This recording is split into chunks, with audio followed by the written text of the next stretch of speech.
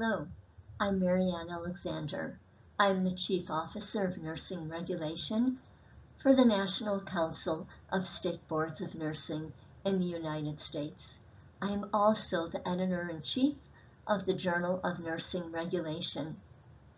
I'm going to tell you about my study, a global profile of nursing regulation, education, and practice. Nursing is governed by regulatory bodies around the world. In 2017, NCSBN embarked upon a project to study, categorize, and compare the governance of nursing bodies around the world. Our first step was to build a regulatory atlas to house the data we were collecting from around the world. We began by sending questions to regulators via email. However, we also accessed nursing laws and regulations on the internet, which provided insight on countries we were unable to communicate with. This database is available for public use and can be found on NCSBN's website. The second step was to examine the data and learn more about nursing regulation, education, and practice by summarizing it and comparing countries across the globe. I'm honored to provide you with a picture of nursing regulation from 320 jurisdictions around the world. This includes individual states and provinces where applicable. Because this is a limited presentation, it will focus primarily on the registered or generalist nurse role. We began by looking at governance. Almost every jurisdiction in the world has a regulatory body that oversees nursing. These may be independent nursing bodies or councils that focus solely on nursing. Or, nursing oversight may be the role of a larger government agency, such as the Ministry of Health, that oversees all health professions in that country. Out of 320 that we studied, only 3 countries do not comply with this model, and one of them is Togo, and Togo was in the process of doing so when the data was being collected.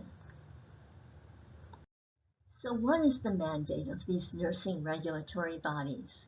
It comes as no surprise that 95% or 301 jurisdictions have a mandate of public protection.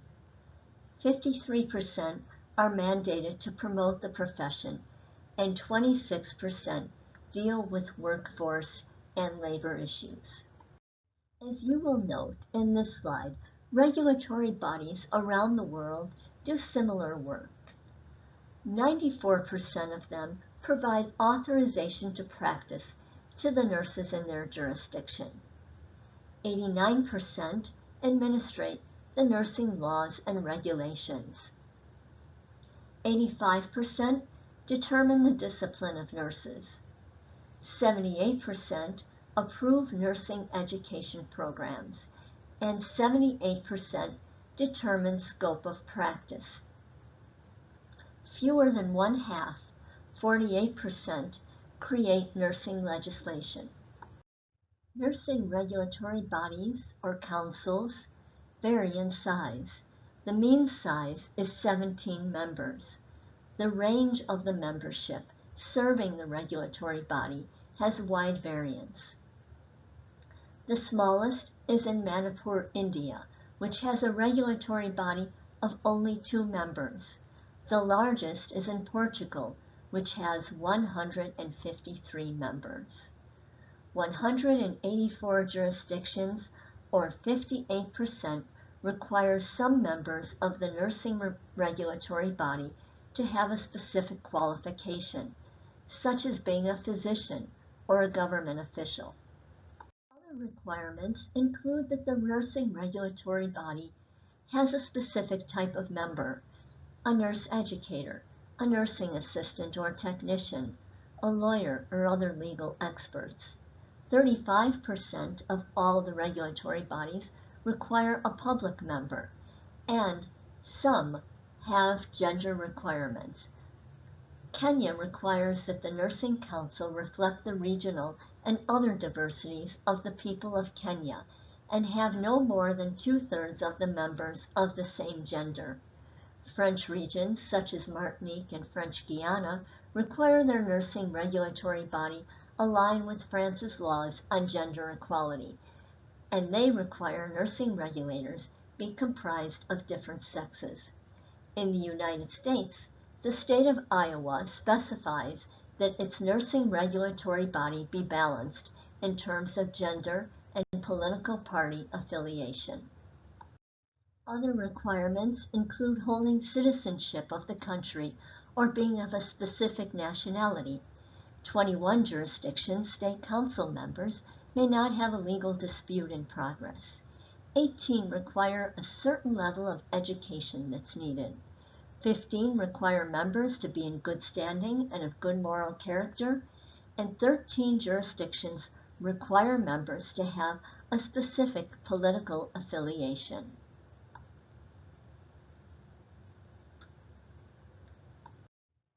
Authorization to practice. 31% of jurisdictions license their nurses, and 50% of them authorize nurses to practice via registration. In 6 jurisdictions, nurses are considered authorized to practice when they graduate from their educational program.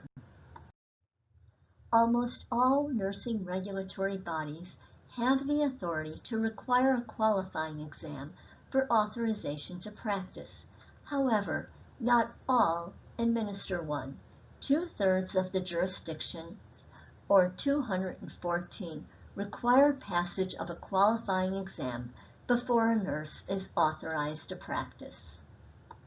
While the title nurse is understood and recognized around the world, we were surprised to learn that throughout the world there are at least 220 unique nurse titles. These range from registered nurse and general nurse to various types of nurse specialists, categorized by specialty practice or their education and competence. For example, Saudi Arabia recognizes General Specialists 1 and 2 and First Specialists 1 and 2. The average duration of a generalist or registered nurse program is 3 to 4 years. One of the countries studied with the least number of years for completion of nursing education is the United States. Students enrolled in associate degree nursing programs can complete their education in 2 years.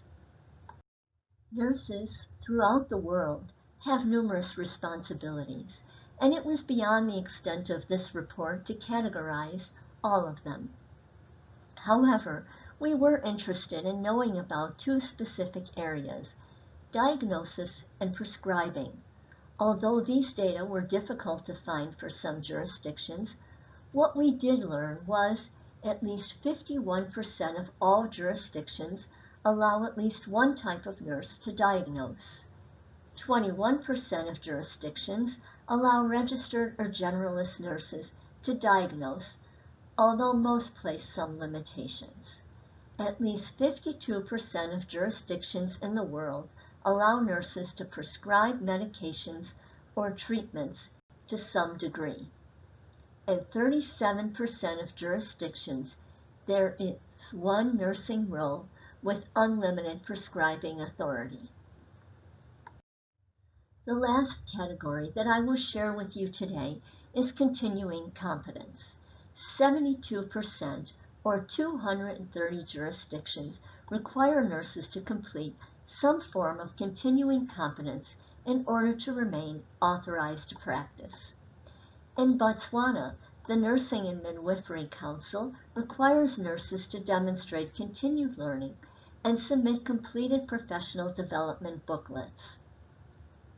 In British Columbia, Canada, nurses are required to work a minimum number of hours over 5 years complete a self-assessment of their practice, seek and receive peer feedback, develop and implement a learning plan, and evaluate the impact of that plan on their practice.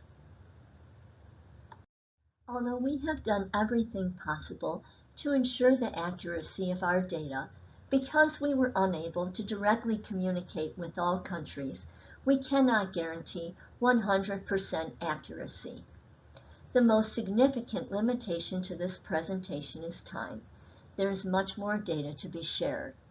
For a copy of our global profile of nursing regulation, education, and practice, which contains all the data from around the world, please go to journalofnursingregulation.com. In conclusion, we found that there are many similarities in regulatory bodies around the world. First and foremost, it is the mandate of public protection. The regulatory bodies also share similar responsibilities, but there are many different titles and levels of nurses and different requirements for education. Most countries require nurses to demonstrate ongoing competence.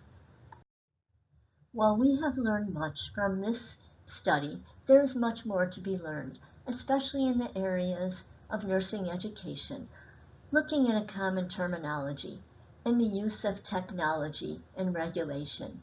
For this reason, NCSBN is hosting a virtual conference on March 23rd of 2021 to envision the future of nursing regulation by creating a global research agenda.